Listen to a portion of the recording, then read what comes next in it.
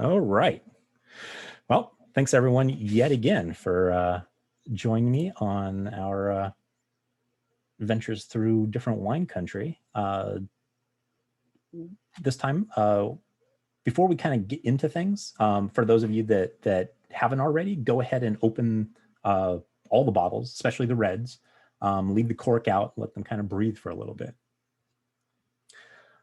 So we are talking about South Africa today. And let me go ahead and share out my screen. Give me a thumbs up if everyone sees it. All right. So again, we are talking about South Africa. And so the history of South Africa is pretty long in its wine production in that it dates back to about the 17th century. For those of you that actually have the Spier or the Neethlingshof, you'll see that those things are those wineries are established back in 1692. So quite a while ago. And what happened was that the Cape became a refueling and trade station for ships that were on voyage to India and beyond. Well, and ever since the canal got blocked, everything started coming back through there. And it became a settlement for the Dutch East India Company. And the first vines were planted back in 1655. But the real grape growing didn't begin to flourish until about 1688, when the French, I can't remember if it's Huguenots or Huguenot, I can't remember, I can't actually pronounce that word. But they arrived in the Cape, bringing those strong winemaking skills with them. There were many high points and setbacks over the century with, phylloxera and, wars and everything. But when apartheid, came to a definitive end with fully democratic elections in 1994, that's when all the economic boycotts were lifted. And that's when South African wines really gained full access to the export markets. Now, a little bit we'll kind of go into is the terroir, because as always, that's the important thing about why grapes do well where they do. And the first thing about this terroir is we have to talk about like a big main thing down there, which is called the Cape Doctor. Now, the Cape Doctor is this strong southeasterly wind. So it's this wind that kind of comes in through this, period here. And sometimes with gale-like speeds. And it blows along this whole Western Cape in the spring and the summer. Now, what it does, though, is that that kind of cold wind, it suppresses fungal disease. So really good on that note. And especially for some of the hotter regions, it also moderates temperature. But because, it sometimes does get to that, those gale speeds, it will also, especially for young vines, it will actually injure them and disturb flowering. So, they have like, it's good and bad in that sense. They also have a lot of different soil types just within Stellenbosch. So here's kind of our, more granular map here. Now, Stellenbosch, just this little guy right here, has about 50 different soil types, but they all tend to have a significant amount of clay in them, which helps with water retention. And also in Constantia, you get a lot of granite. Constantia is here. It's like right on the coast. You get a lot of granite and sandstone. And then for especially, like inwards here, but pretty much right along your river valleys is going to be very lime rich with good amounts of shale and sand. And each of those is going to really affect the flavors of those grapes and the wines that are made from them. Now, during the harvest months of February and March, and it might sound a little weird, but remember, this is the Southern Hemisphere, which puts fall kind of opposite to the typical August and September harvest that most of us know of. And the daily temperature in many of these regions is around 73 degrees, which is pretty is a fairly moderate temperature, and it's comparable with the flatter region of Napa called Oakville. And then there's areas to the south, like this here in Walker Bay, that is starting to pick up more and more notice, because what they're starting to grow there are a lot of some like your colder grapes, but they have temperatures that are closer to like Burgundy and Piedmont. Now, the areas of note that we really kind of want to focus in on. So first, Constantia. So this little guy right here. Being almost surrounded by the Atlantic makes for like a very cool and slow growing climate, which is why the majority of grapes that are grown here are Sauvignon Blanc. So unless your Sauvignon Blanc actually has a particular region like Stellenbosch, Parle, Swartland, or Swartland, more than likely it's probably going to come from Constantia. That Constantia was also the first wine region. Now, Parle, which is inwards here, was for most of the 20th century.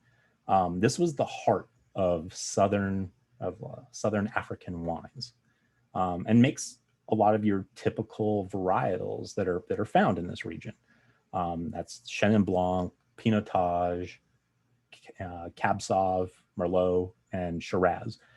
I don't know why they tended to pick up Shiraz instead of Syrah, but again, a lot of their wine influence, as much as they get their history from the French, they tend to take a lot of cues from Australia and New Zealand, most likely because they're some of the other more well-established Southern Hemisphere winemakers. Now, again, Parle used to be the heart of South African wine, but where it is kind of now is down south here in Stellenbosch. Now, and almost all of that is credited to the Stellenbosch University, because they started having programs that centered around viticulture and enology. And it's the same thing with like UC Davis, when all of a sudden it started their programs. All the kind of regions right around there also started to really flourish, and because they had these programs kind of centered around there, and you have prime vineyard land like right around you to play with, you're not as much as driving 30-40 minutes north to Parle is a thing. Why not just do it right close to the campus? So all the same varietals are grown here in Stellenbosch as in Parle. It's just that there's a lot more standards and quality due to the rigors of that schooling, and you start to see a lot more award-winning wines come from here, and that's why it kind of took over as the place for South African wines. And then finally, we get to kind of like the main and distinct varietals for this region that we really want to kind of concentrate on. Not the others, especially the ones that we'll be drinking today, should be forgotten. But when you think South Africa, Chenin Blanc, and Pinotage are those grapes. So first, Chenin Blanc. The only other, like, well, I want to say not the only other region because California grows it as well, but really the only place that's known for Chenin Blanc is the Loire Valley in northern France. But here locally, in South Africa, it was for the longest time. The grape was called Steen, Steen. But then all of a sudden, once they started doing some genetic testing, it was like, no, this is in its own grape. You're growing Chenin Blanc. But South Africa's Chenin Blanc grows in a much warmer climate than the Loire Valley and tends to produce a much more ripe, more flavorful grape. And it has very distinct honey and floral characteristics. And also because of that extra temperature, you'll probably taste a little bit more alcohol by volume. And then there's the one that is almost exclusively South African, but a couple of other places in like California have started to grow some of it, and that's Pinotage. Pinotage is a crossing between Pinot Noir and Cinsault. Now, Cinsault is usually a blending grape, but it is kind of like a bigger, thicker, more red, version than Pinot Noir. And the Pinotage tends to, take a lot more after the Cinsault than it does the Pinot Noir. It does get some of its, earthy, a little bit green, and those kinds of flavors, but for the longest time, many wine experts really used to not want Pinotage. And that was because they thought it had too many faults in it. And, that were just part of the grape, but it made it taste like production faults in other wine. Those being that many had this like green flavor or green tannins, which tends to come from like harvesting early, but, it's just, a thing with this grape.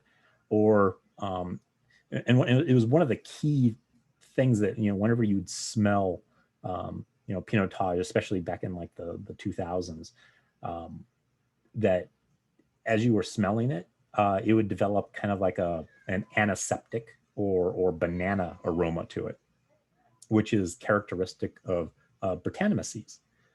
For those of you that don't know what Brettanomyces are, it's a kind of a yeasty bacteria that lives in essentially like hoses, and if you aren't careful, even just a couple of these things just trapped in there will just ruin. And well, I'll say ruin, but it will start to eat the alcohol in the wine and produce this really, I think it's a bad taste because it tastes and smells like Band-Aids.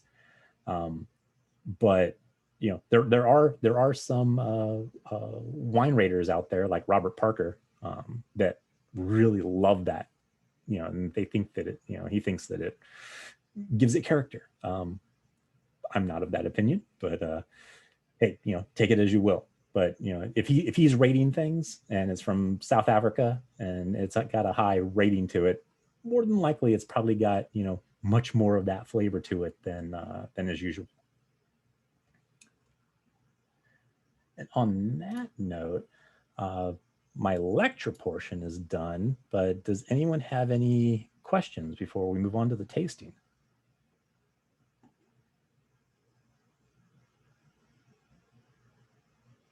No?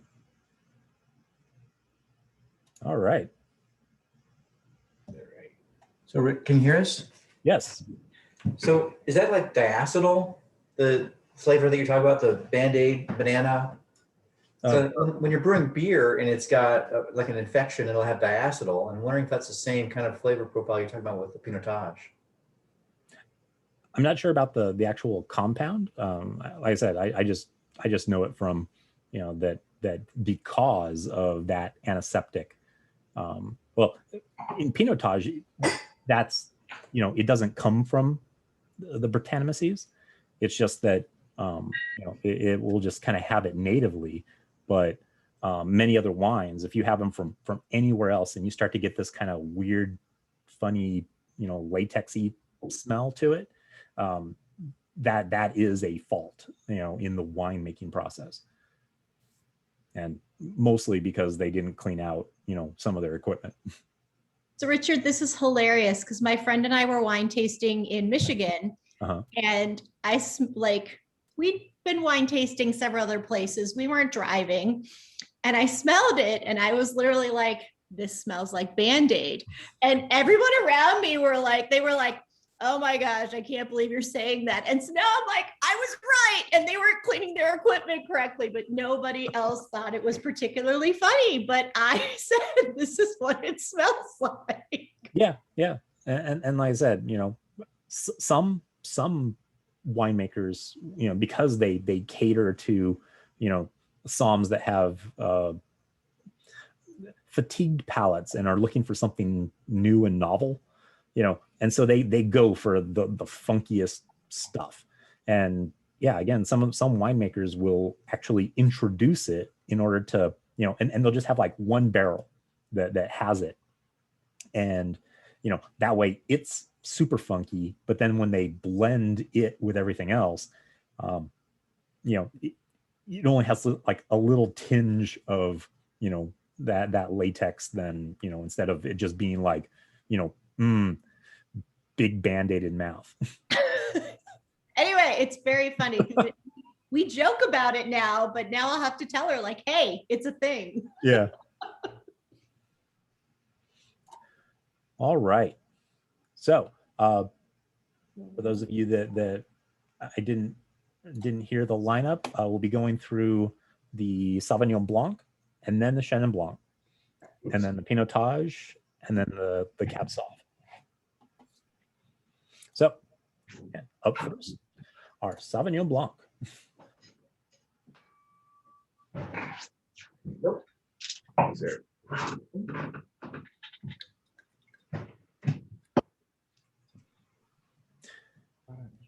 Now, I started hearing reviews about South African Sauvignon Blanc, and again, kind of in that same where they're taking cues from, their kind of easterly neighbors, that their Sauvignon Blanc was, a lot of people were saying that the notes on it were like heavily, green and grassy. So I'm going to be very interested in, considering that everybody's got different ones, who's got the green and who's got the citrus.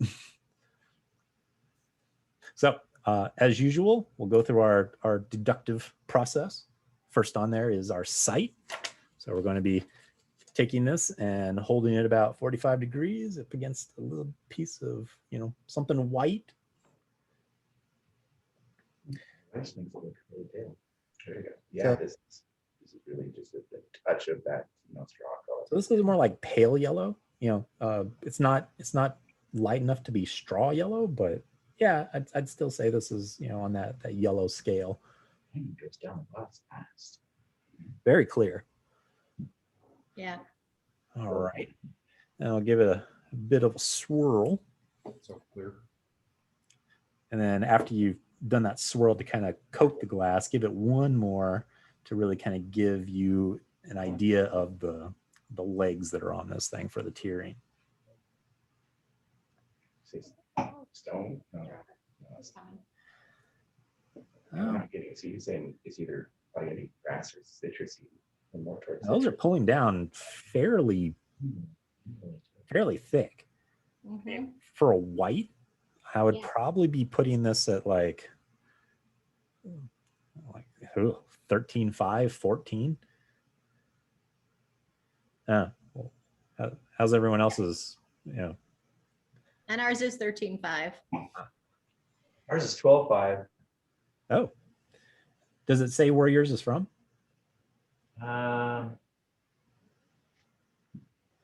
Product of the Western Cape. Okay, so it's yours, like I had kind of said, because it doesn't really specify. More than likely, yours probably came from that colder Constantia. I think, do you know Rebeek Valley? Which I think is part of that. What's the big area north of Stalin Blanc? Oh, the Svartland. Spartan. I think it might be from there, or at least that's where the vineyard is. Actually, I'm not up on my Dutch. Is it actually Swartland, or is it more German like Svartland? It would be Swart, which is black, right? So Okay. All right. Well, let's give this thing a bit of a swirl and a sniff.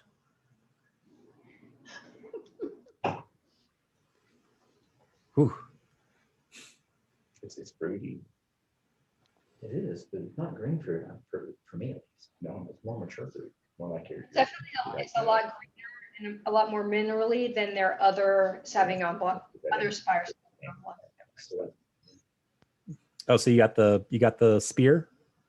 we got the Seaward, but Okay. we drink the other one quite regularly, and this definitely has more spice and kind of green than the regular one does. Oh yeah. A lot lighter.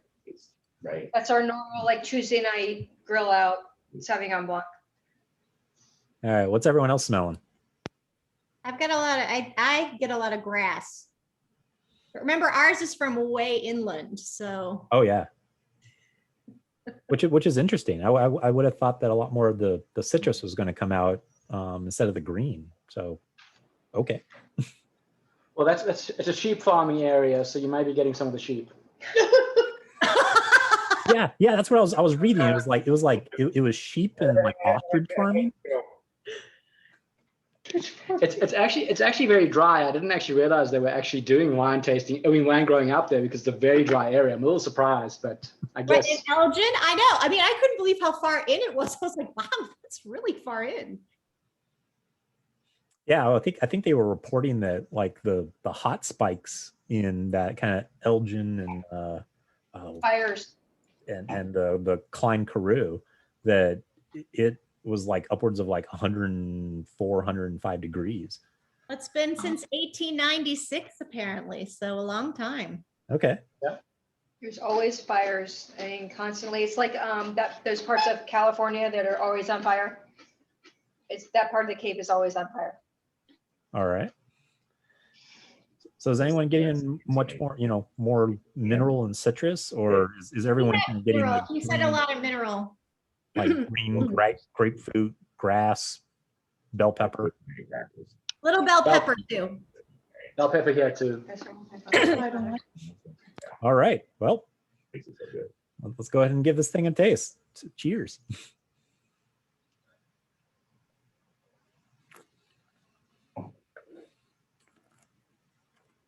Wow. Ooh. Hmm. Well, that flatter. See, this is what I've been missing. Carbonation standpoint? Even the New Zealanders are starting to move their Sauvignon Blancs away from like that green and grassy. But this here is I thought it actually was making me pretty- smile. more so than I would expect for a Chenin Blanc. Oh, it's Like- Sauvignon Blanc.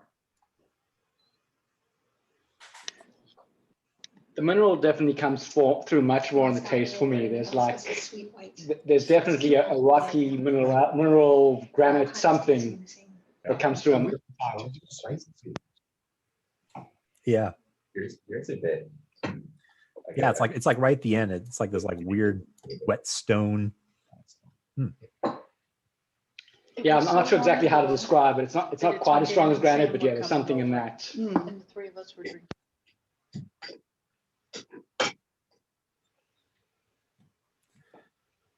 Anyone else getting anything else on the palate? So you have kind of a red apple and a mineral in the nose. And then Kurt was saying he's getting kind of a jamminess. And then a spicy finish. And I've got a lamb curry. And with this, it really kind of sweetens up the wine nicely, as well as an herb goat cheese. Mhm. Works really well with this too. Yeah, let's go ahead and start trying to pair it with a couple of things and Oh, sorry.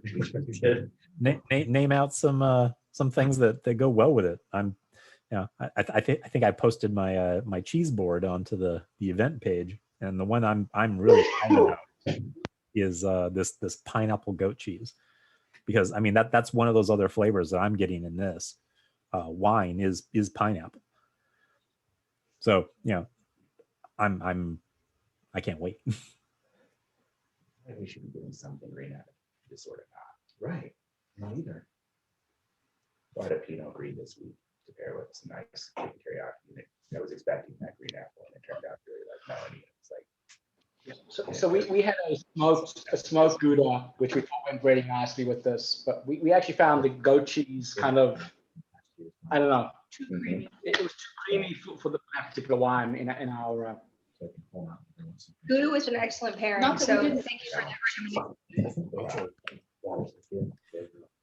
Yeah, I can see what you mean, because the goat cheese by itself wasn't really doing it. I wasn't really getting much interaction with this wine, but those pineapple pieces that are in this goat cheese are making it really stand out. It's turning it very tropical, and it kind of gets rid of that pyrazine, just green bell pepper. Like it's just totally gone, and all I get is tropical fruits.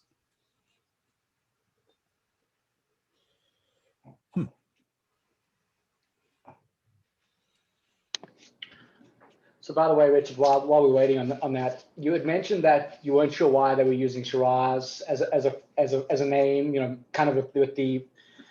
Don't forget that South Africa became a British colony after it was a Dutch colony, right? So it was a Dutch colony with the Huguenots moved to South Africa when it was a Dutch colony, and they kind of established that area. But by the 1800s, it was a British colony and had a lot of traffic back and forth with Australia. Ah. So that probably, and I wasn't really aware of this, but it makes some sense that would have also kind of influenced the wine culture in a different way than the original wine farms. Oh, okay. Well, guess I learned something today. I kind of did too. Yeah, I hadn't really considered it until you brought that up, but that makes a certain amount of sense. Yeah. So we have Ethiopian spiced cheeses, which we did they're doing like we tried what are they doing? A restaurant subscription. Uh-huh. And so this is one of the things we got with the meal kit. And so it goes really well with this cardamom kind of goat cheese. Ooh. And also a collard goat cheese. It's really awesome. Okay. Both of those are really good. Because it kind of mixes well, both with the spicy and also with the green. It brings out it kind of mellows the wine. Yeah. I'll be very curious about that cardamom interacting with the Pinotage. Yeah, I know. That's why I was like, oh, this is going to be so interesting because it'll be spicy with a lot of different things. Yeah. Yeah, it's one of those things that restaurants are trying where they're kind of like, hey, do a monthly subscription, and they delivered like vindaloo sauce and then a bunch of different cheeses and then pho kit. So it's like an Indian, Vietnamese, and Ethiopian restaurant kind of came together, and they said, here, this is what you get this month. I have no idea what next month will be, but I was like, well, we're up for it. So Okay. yeah, I know, I'm game.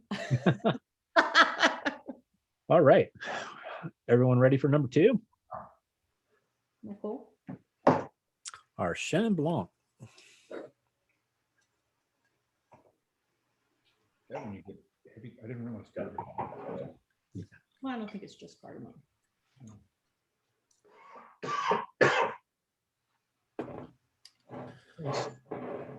Also strong. Not quite as very clear. I like how clear it is. Very clear. What's the base cheese on these? Yeah. I think it's got better legs. I almost want to pour both the last one and this one just to compare, because they're both looking at the same kind of pale yellow, and this one has a touch more gold to it, but these are both really, really pale. which also, is also kind of a sign of, that they're a really young wine, because they haven't started to either go, golden into brown. All right. We've got an 18 and a 19. The Chenin Blanc is a lot straw. All right. So, give this thing a spin. Wow. Yeah, legs. Those are thick. I agree. With this I would definitely put more in like the 14 range. Yeah, because they come down, but there's like globs pulling down. The wine glasses are all washed the same, right?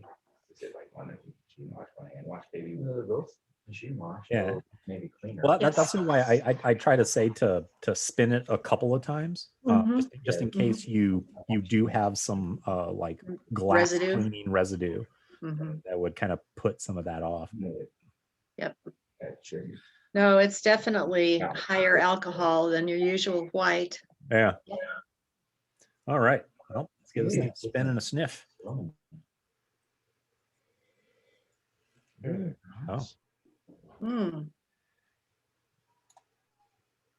A little bit floral. Very floral.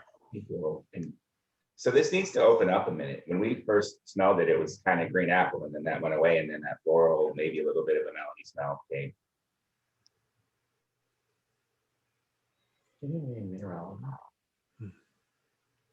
Like little bit, but kind of hidden.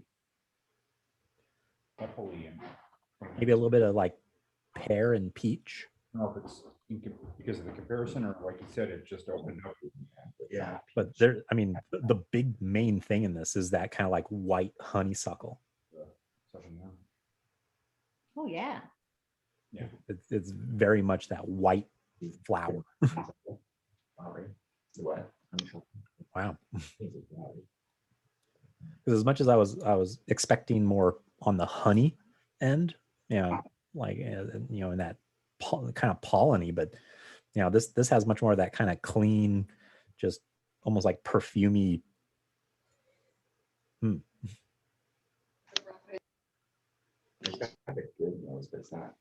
There's something at the base that I can't quite pick up. It's almost like almost like a sponge cake, or just something very subtle. I do get the fruits, but underneath that, I'm seeming to almost get like a more kind of like a sweet breadiness. I'm not sure if I can describe it, but so I don't knock that over. Like almost a yeasty something. Yeah, A little I'm not sure. Very subtle. Ready at all. So I want to say that I read that this had a little bit of oak to it. So I would be expecting a touch of vanilla somewhere. But let's give this thing a taste. Really cares.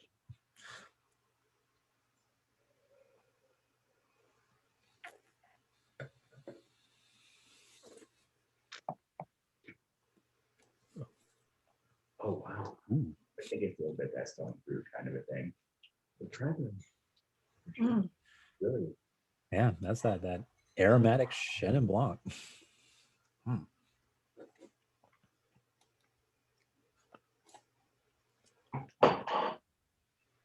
Oh, what are people getting on their palate with this? Is it much more the same as we were kind of smelling? Well, just a tad of citrus for me. Just a little bit. Yeah. I was thinking stone fruit is coming through. Smelling of the apple, it is much more taste-wise. So Davian was saying, even though we smelled a lot of apple, it's a lot more acidic. Yeah, it definitely has a it's high in acid, but I'm not getting a lot of like that acidic citrus in Right, that's what he's saying. It does, yeah. It's almost it's acid acidic, but it's kind of flat without it doesn't have citrus. Citrus because it tastes like I don't know, to me, it tastes like a Bartlett pear.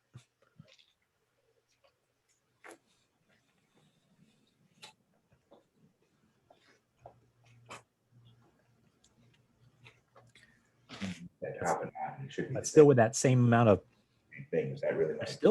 there's still that a bit of like Did you mix anything with the top? like wet stone, like Oh, kind that's of granity. I mean, this actually comes through a little bit more, in that granite form than the last one. Interesting. And there's an interesting Sweetens the wine. Yeah. aftertaste, and I can't place it. Definitely. I don't know if I would just eat that, but it stays with you too. That's interesting. Is it like a bitter? No, not a bitter. I mean, it's good. It's just not. I'm used to there being a really oaky, like, because I drink a lot of Chardonnay. Mhm. There's something different.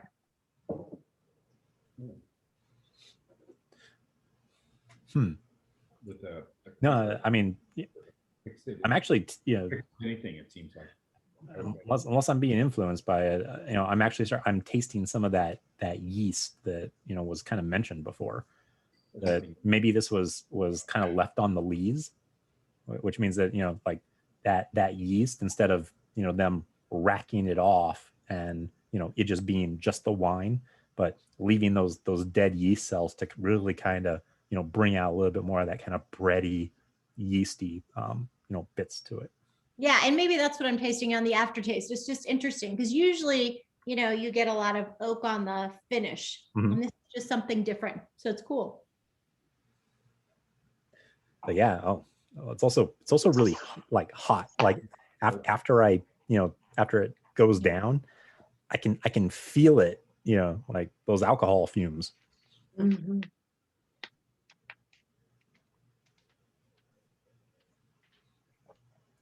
Anyone find any pairing winners with it?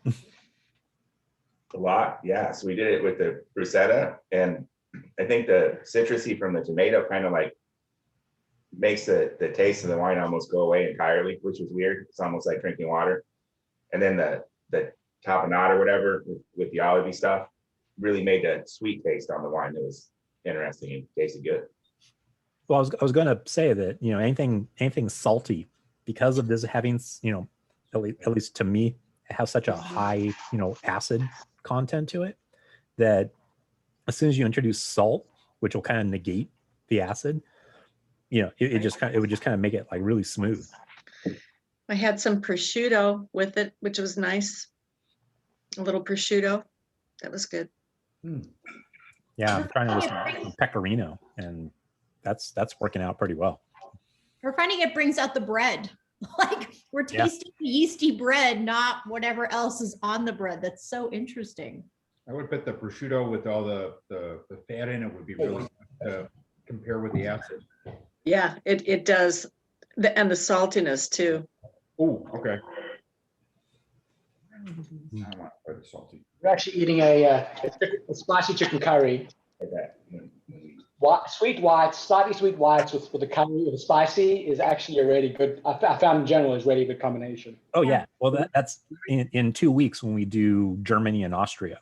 That was one of the things that I recommended, since 3/4 of the bottles that'll be consumed that night are going to be some version of off dry, with a bit of sugar to them. And the perfect thing to go with an off dry Riesling is like some spicy Thai. Contradiction in my mind. Mm.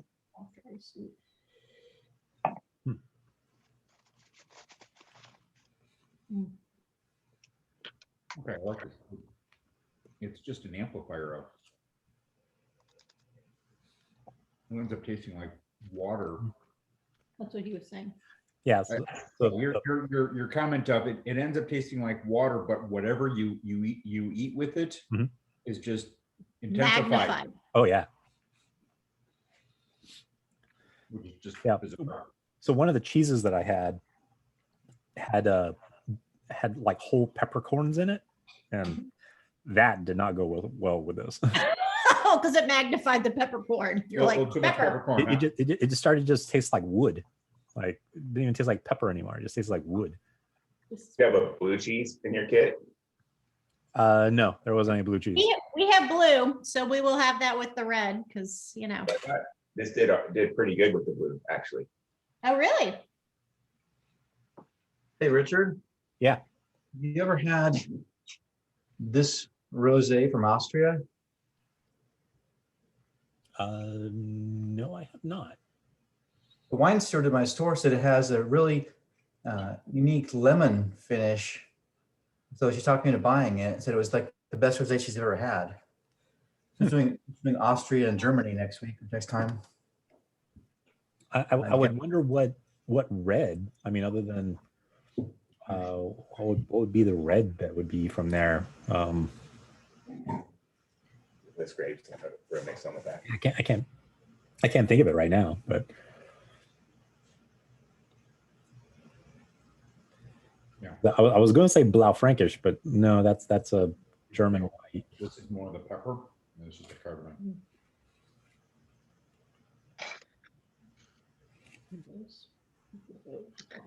I didn't like the Cambozola with it at all. No. No. So blue with this, not so much. Well, hard to say. I mean, maybe it was the Camembert. The balance is just not right for me. Yeah. See, I would have thought that the Camembert would part of it would be good, but yeah, I mean, I love Cabernet. Yeah, because it kind of hits that both creamy without it just being all kind of crumbly. Crumbly, right? But with that bit of blue in there, and but yeah, I'm thinking about it with this, and I don't think there isn't really a match in there. No. No. No.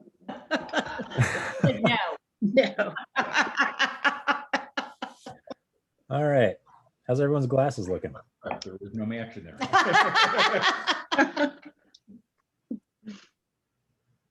We about ready for number 3? Thanks, Laurent. Almost, because All right, we're on to the other flagship wine of so excited. And at least for those of you that they got the one that I did or that I recommended, which was the Neethlingshof Outpost Pinotage. Well, they said that this one was, if you liked that one, you would like this one. Yeah, the barista. So now there's 3 groups out there that have the barista. So Everybody ended up with barista, but instead of what you suggested, huh? So you did good. According to Vivino, they said this was the one. Sorry, guys, are we doing the Pinotage or the cab first? it's the Pinotage. Really? Yeah, that's Yeah, because Janet also has it, and Yes. so does Rob. Yeah. Yeah, it's like a super intense focaccia without the rising. Oh, look at that, fruity. You're saying coffee and chocolate. All right, so let's Okay, get that's a look. With chocolate too. Now, and that's pretty opaque. Yeah. That's thick and that's bordering on purple, but it's still got a little bit of red in there. Just saying a little bit of red. He's saying he's not getting as red as we are. All right. I'll give it our signature swirl. It can't be. It must be yours. Wow. Where are you getting the nose? Okay, let's see our legs. Those are coming down fairly quickly. I mean, I'd be putting this more on the 13.5, Mhm. 14 at most. Let's see. Oh, because I mean, because you also have to realize that, I mean, your reds are going to be, and especially New World, are going to be at a minimum 13. So I mean, anything below that, and it better be Old World or you're probably looking at it wrong. I'm not seeing your. Well, the Chenin Blanc was higher in Yeah. alcohol, which is really kind of surprising to me. Well, for my Chenin Blanc, it was actually the same ABV. Yeah, they were both 14. Oh, okay. Mine was 13.5, and this for the barista is 13. Okay. All right. So let's You give this guys- thing a swirl and a sniff. Oh, went ahead. So excited. What do you Oh, it think about smells the so barista? good. Wow, that was way different than I was thinking. Like, So I'm getting tobacco for sure. Yeah, smoke and tobacco. And smoke. Mhm. Yeah, it's very smoky. And it's so, I mean, so much more tobacco than you expect out of a wine this color. Mhm. I'm getting chocolate and coffee also, and then maybe a hint of vanilla. I mean. Okay. It's like the smoke. And then maybe a little bit of ink or leather, but just as a David, tiny like, bit of background. Was this done in a fire year?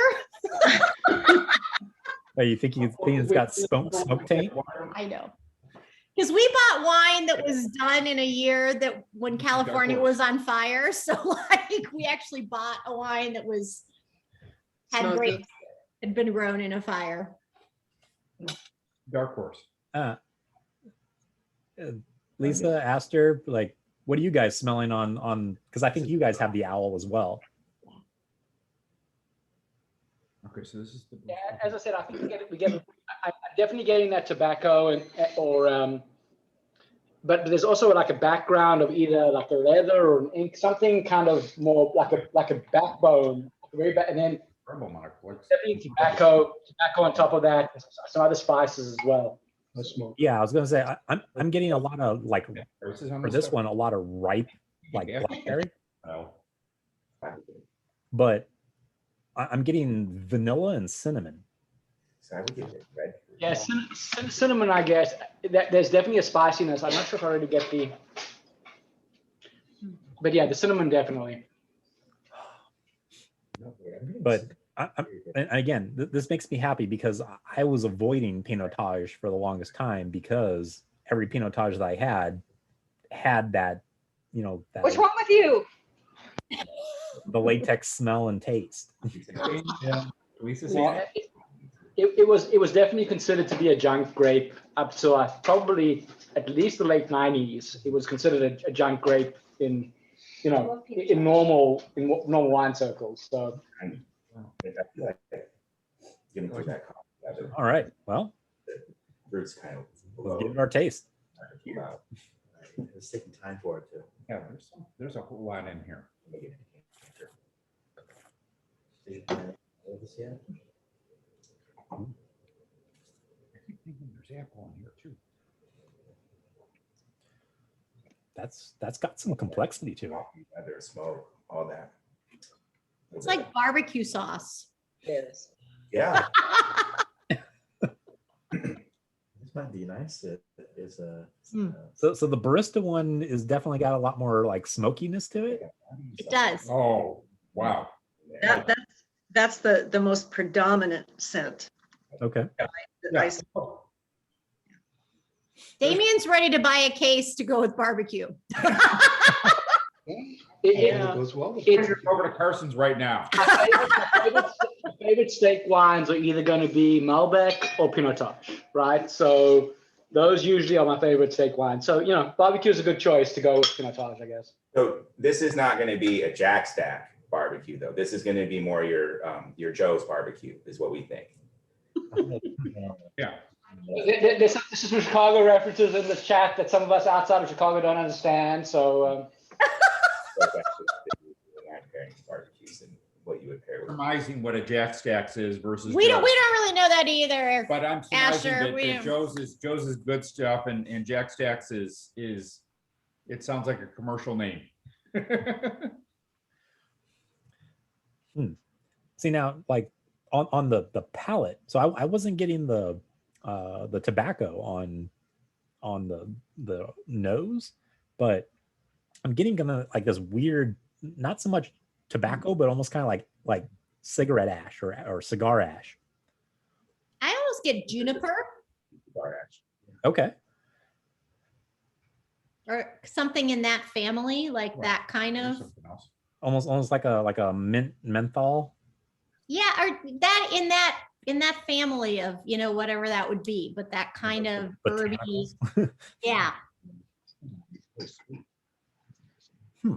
I mean, not like I'm drinking gin, but just that kind of strong herbaceous. That's it. Not that I know what an opium den smells like, but that was my immediate thought when I smelled this wine. My gosh.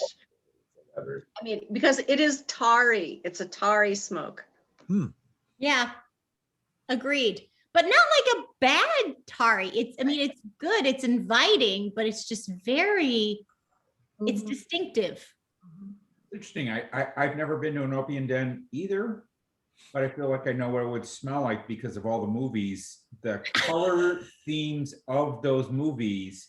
I'm like, wait, what is it? Oh no, okay, it's the colors that they portray in those dens that give you that sense of here's what it would smell like, taste like. Right. So do you understand what I'm saying when I say opium den? Yeah, I'm like, He's with you. Okay, good. He'll bring you out alive. It's a really off the wall comment to make about wine, you know, I mean, to me, but I had to say it because I was feeling it. I also get a lot of jammy out of this. Like Yeah, there's it's very fruit forward. I mean, there's definitely a jammy under all the kind of botanical, smoky kind of stuff, which makes it great. I mean, that's what I really like about it. Yeah, so the thing about Pinotage is a lot like South Africans in that there's no subtlety at all. It's all very forward.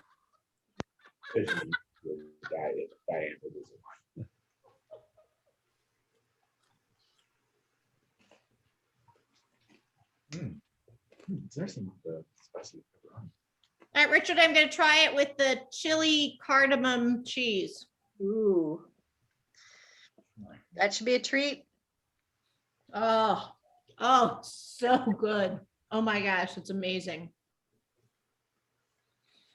You all want to be here right now for that. That's awesome. Got the biltong.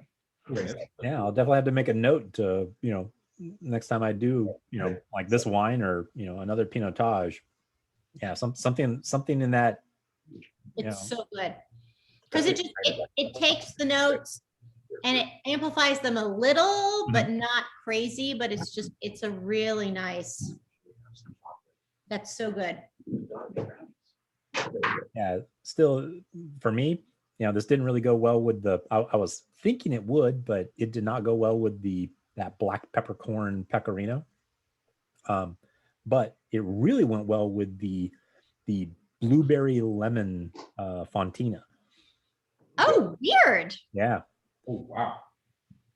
Like that blue really came out. What And then all of a sudden you get this like weird hint of lemon right on the back end, which was interesting. Okay. Interesting. Wow. Chocolate pull something out too. We have some biltong that seems to bring You're the second person who has biltong. And then we have some chocolate brownies, which gives it an interesting pairing as well. Yeah, I think that was one of the other suggestions that I had listed for the Pinotage was some type of like chocolate mousse or chocolate something. About the chili. Yeah. Does it bring out the bloody taste of biltong or does it mellow it? It doesn't change the biltong as much. It changes the wine form. Okay. Well, Just wondering if anything changes that taste of it. So Cambasolo likes Pinotage. They could make a go of it, I think. Katrina, All right. what biltong do you have, Katrina? Oh, I don't have biltong. I just know it tastes like blood. Oh, Or What? I don't think it was cooked enough or dried enough. Dried I mean, enough. it should be dried out. But it shouldn't Was take that like, was that the homemade biltong? but even the homemade biltong should not taste like blood. Even wet biltong, which is not completely air dried, it does not taste like blood. Was it like a? No. It's air dried beef jerky, Okay. basically. Yeah. Yeah. We make it ourselves. We have a biltong maker. I'll be glad to show it to you. It doesn't taste like blood. Yeah, Because they have all the things for food, Damien. They're like the He's people South that, African. He's South African. We have to have a biltong maker as a part of the wedding vows. I know, but you also have all the things to make all the food. You know, you do. Their friends are like, yes, they do. Children, you have to have something to take up your time. This is delicious. And And by the way, I miss you and love you guys. So I was so happy to see you're here. And by the way, this man got me next last year for Mother's Day brunch. Nice. I know. He was a star. I will Did say, they paired with Reese's peanut butter cups, hearts all over the place. I seen there was There's that no next at home? position there. I seen there was next at home. They were not doing the in restaurant last year, or Of course, well, it was Next and Alinea. So like they put everything together, and of course it was at home. So he did all the takeout and then brought it home, and then everything was heated up. But it was just amazing. I think this is a nice. Step up. Ooh, Not Mother's Day. Not Mother's Day, please. That's a challenge. now you're getting me in trouble. I know. Eat 2 weeks. Okay, so I want this to like, It wouldn't go well with anymore. It's a little hard to do it in Florida. Okay, I mean he just had to drive like a couple of miles down the road. Yeah, there's not many Michelin 3-star. I think the closest Michelin 3-star restaurant to us is DC, so that's a little bit of a drive. Just a little. so they're coming out with their reviews. They're gonna do a 2021 Michelin stars, and they're coming out in another week. They just announced that Michelin's coming out with new stars. Right now. But most of them are gonna be around takeout for the first time. Really? 11. Interesting. Right, I know. Yeah. Best restaurant in the world. There's a few people that are kind of like, wait a minute, that's not, I mean, and they're doing first year restaurants even. I don't know, they just don't have to eat. Yeah, Lisa and I are considering a Sonoma trip maybe later this year, but we were looking at potentially either French Laundry or one of the other 3-star, just to see what we could get into while we were there. And everyone right now is only offering takeouts in California. It's like nobody's offering in at least none of I'm the not 3-star spending restaurants are $2,000 doing for takeout. in restaurant right Absolutely now. not. I told him to take pictures, Absolutely. especially in Peru. Right? Yeah, as many times as I've gone through Napa, I still haven't really made it to the French Laundry. Though I keep bidding on because I'm with Delta. I bid on these experiences through them. And one of the ones that always comes up is being able to a specific date on at the French Laundry, and you get like the 10-course meal plus like a bottle of champagne, and it's like Awesome. Yeah. one of these times. True. It was Well, much better. Asher and Lisa, if you guys go out to Napa, you need to talk to Richard about Temecula. I'll be Well, out there. I'll be out there Way next further week. south, but Temecula is like ridiculous. Okay. Yeah, we're thinking maybe August or September if we can get everything else together. But we'll reach out to Richard. But If you head south, Temecula is south of San Diego, and apparently it's like North crazy. of San Diego, south of Los Oh. Angeles. Okay. I was gonna say, yeah, that's like a 3-hour drive probably from San Fran then. I think a little bit. It might be a little bit more than that. I think it's like I want to say it's more like 5 to 6 hours.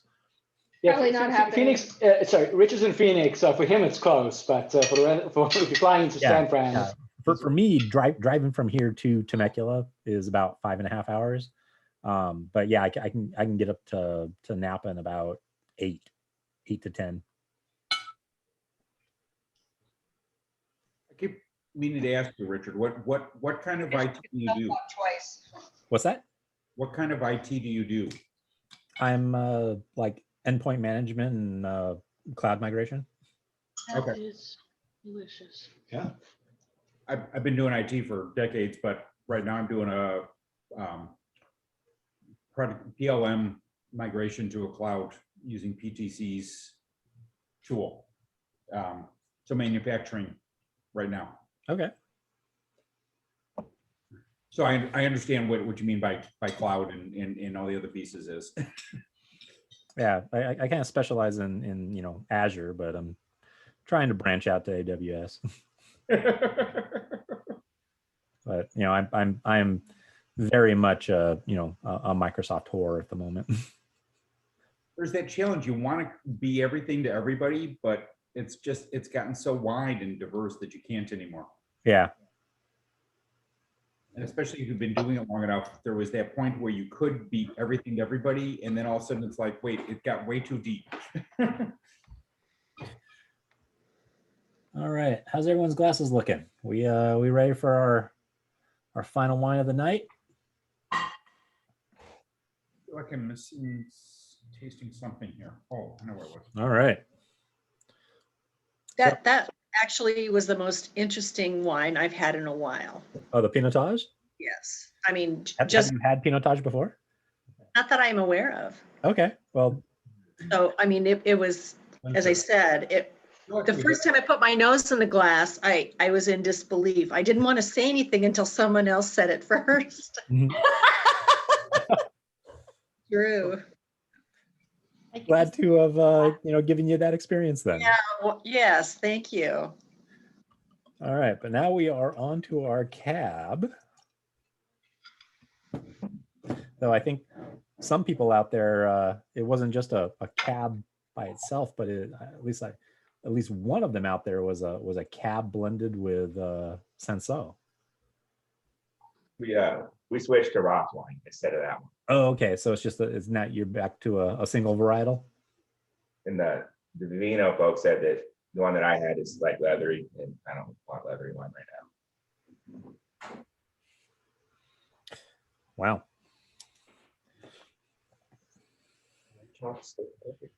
Rustberg, Hollenbrock.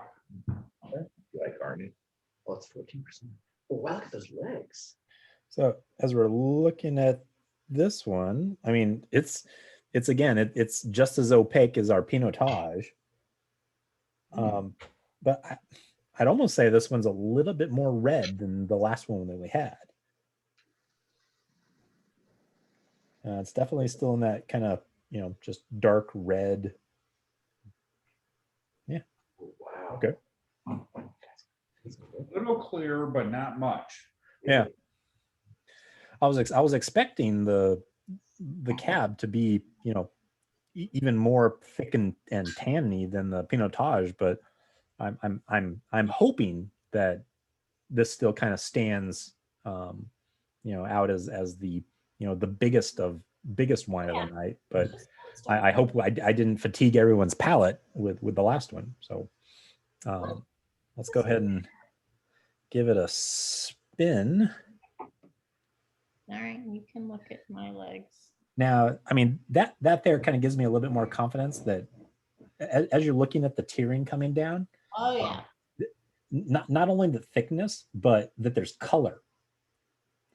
That it's kind of staining the glass with a little bit of like reddish pink. I've seen this staining. I'm not either. Like I've seen that other. There they go. Yeah, that could just be enough. Nation of some are and some aren't. But I mean, those are pulling down just about as fast as the last one. Now these are longer, but it's 0.5% more alcohol. So This is 14. So like more like 14 yeah, or 14.5. that's what this one is for us. Okay. Yeah, we have 14 also, and big tiers. Yeah. Like I said, these comparatively to the last one, not only are the tiers, I mean the tiers looking about the same, but they have a lot more color to them than I mean, because the last wine was just as kind of deep and red, but the fact that this has a lot more of that coloration, being stored in those tiers as they're pulling down, tells me that at least for the one that I have, this is from a really kind of warm area. This had a lot of prime growth to it. All right, so give this thing a swirl and a sniff. A lot of jam on this. Blackberry dark fruit thing. Oh, that's an interesting smell. Silky. Oh, agreed. This is silky. We're getting a lot of jam on ours. Okay, so you're definitely getting that kind of like well, more like stewed fruit. Yeah, that's a good description. But this is a New World wine. We're counting this in the world. So it's All right, so who has the Spier Seaward? Does anybody have the Spier Seaward? Oh, we do. Okay, Asher does. Oh, what do you guys? Oh, you got the man. Oh, yeah. it's named after the wives of the 3 guys that started the vineyard, by the way. So, Let me know how the man is, because I was looking at the man. I was almost going to get the And we have man. Rustenberg from, Stellenbosch. yep, and this is our Stellenbosch wine. Okay. Now, for those of you that have the Spier Seaward, are you getting any kind of like mint on this, like almost like a eucalyptus? oh, if I search for mint, I can smell it. Maria and then Yeah, a little bit, Richard. I did. There's a spice. I don't know if I would have called it mint, but there's definitely Comes out with the fruit. Sort of. it's really small, subtle. Yeah. It doesn't stand alone. Hmm. Yeah. It's still kind of there though. But I mean, for Got the a nice bit of leather to it, and definitely dark fruits. yeah, this is definitely on that like dark berry and plum. Only leather.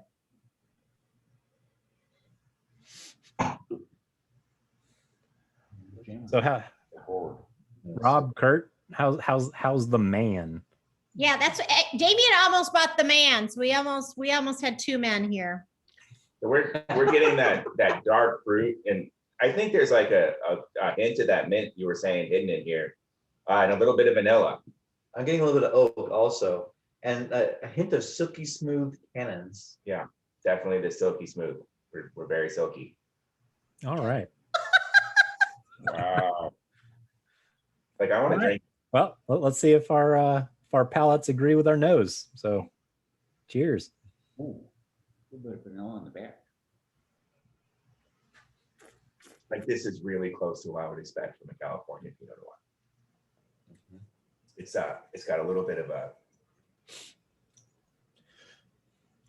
Oh yeah. Well, I'll definitely say that this one still had a lot more punch weight to it than the Pinotage. Not ours. Not yours.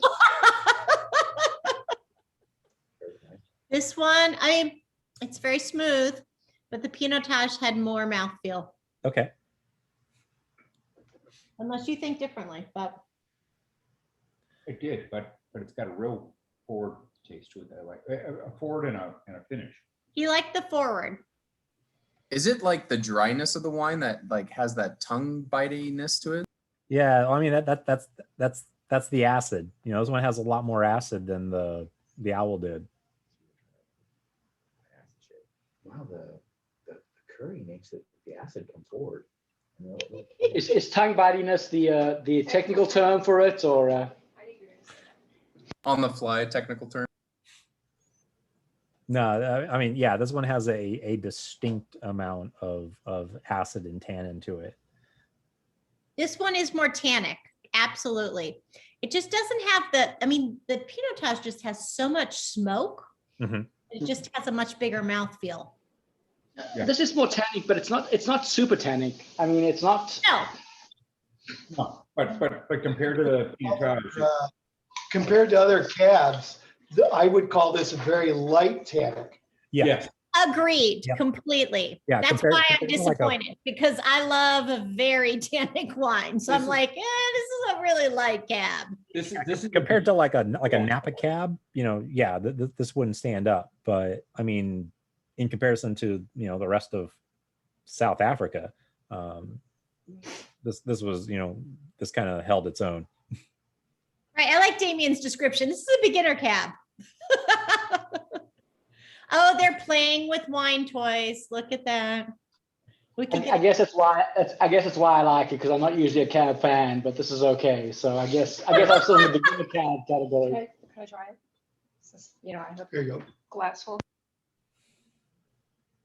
We find it pairs really well with the chocolate brownie, and then the lamb curry kind of brings out a more of the acid and a little bit of a spiciness in it. Okay. Who's ordering the beef? We have Ethiopian beef curry. It's good with that.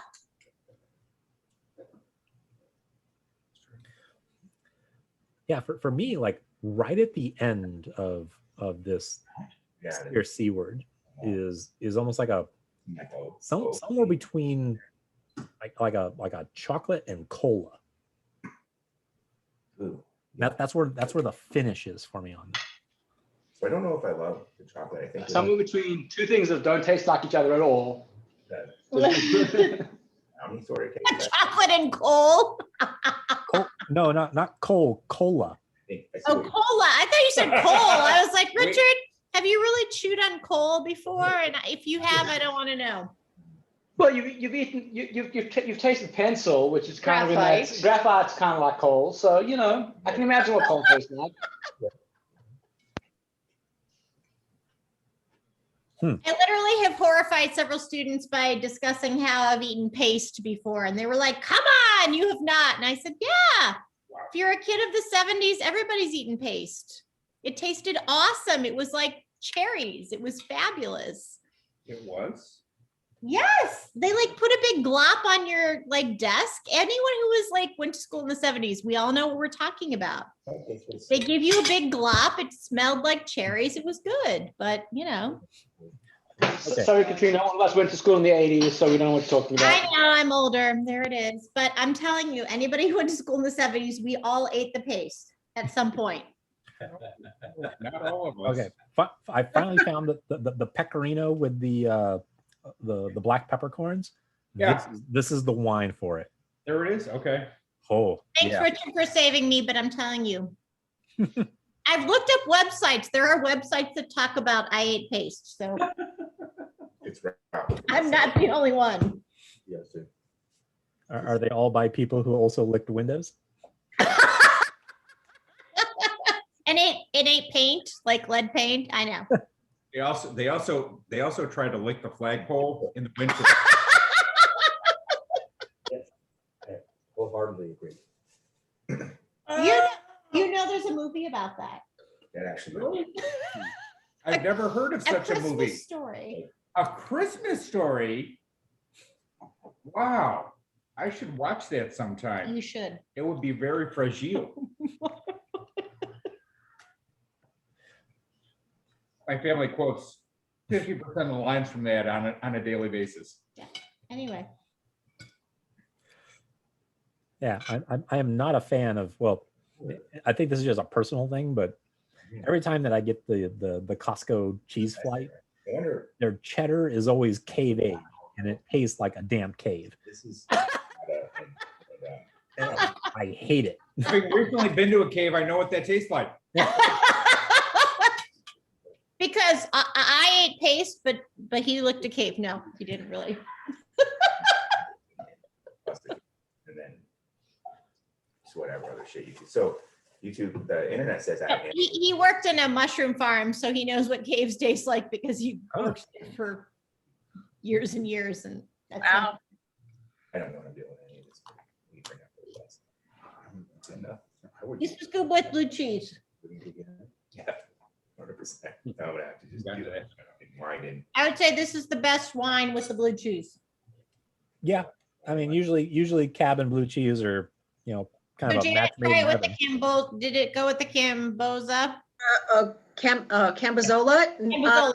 Actually, I cheated and I only got 2 bottles of wine tonight. So Oh, well, that's what I recommended for some people. Was get the Chenin Blanc and the Pinotage if you're going to get anything. well, also as a person that's only one person, I completely concur as with that. Right. Right. Well, and I don't. Yes. I would hate to pour any of it out, but I would have to. No, I completely understand. I would be like, oh my gosh, I'm never going to finish all this wine. Or Right. if it's you, it's a really bad thing. Exactly. Right. Exactly. Either way, it's just not. But I do have to say that when on the occasion when I bought maybe 3 or 4 that Richard has said, and I went back to them, the descriptions that I had entirely missed the first time just kind of hit me like a ton of bricks on that second tasting. Like, oh, this one's really jammy. And when I tried it again the next day or the day after, or whenever it was, I went back to it. Oh my God. Yes. Yeah, and some of them, like Casey, when he was for the Bordeaux's, he was saying like the next day after he opened up those bottles again, all of a sudden it's like, oh my God, this tastes totally different than what I had. And it's like, that's the reason why a lot of places they'll do a decanting, is to really oxygenate and open that wine up immediately, comparatively to just gradual over time, like a day or two, that all of a sudden just completely changes what you had tasted before. I have a decanter. Do you think I should start employing it? I mean, yeah. Totally. I would say for the reds, don't, I would say not do it for the whites. But, No, the whites, it won't really do anything. So Janet, did you buy the Chenin Blanc and did you buy the Pinotage? yes. Totally. I checked with a teacher. I wanted And to the make sure teacher that was like so smart, as teachers Yeah. are. I mean, I just know. saying, not that I am one, but that's Well, actually, Richard went above and beyond because, of course, my local wine merchant didn't have anything that was recommended or on the list. So Richard was gracious enough to help me choose which ones to get. Oh yeah, if you snap a pic of like an entire row of stuff, Forget it. Yeah. Well, obviously, I'll let you know which one's the good one out of that.